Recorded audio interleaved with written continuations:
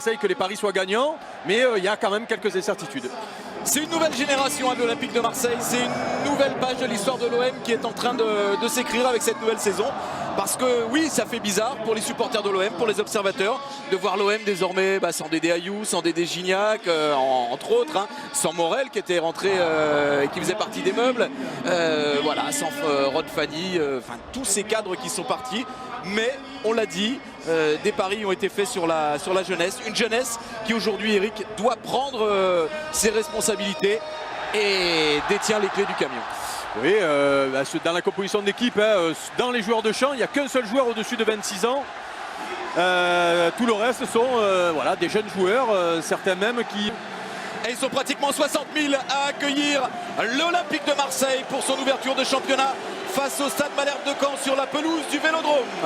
Marseille-Caen.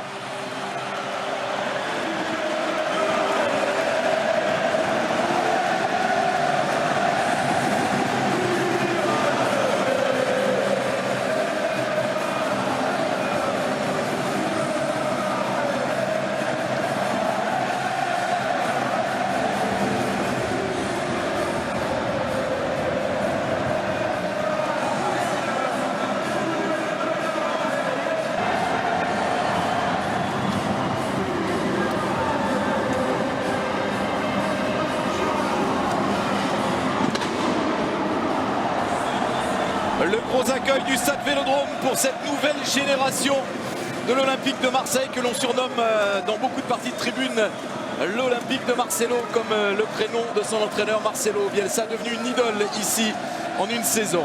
Voilà le 11, le premier 11 de la saison aligné par Marcelo Bielsa. Oui, une seule recrue. Il y avait un double composé de la défense centrale aux côtés du néo-marseillais. C'est Sparagna qui a été choisi. Le reste, c'est l'équipe attendue. Un 4-2-3-1, puisqu'on va voir les Canets se présenter avec un seul attaquant.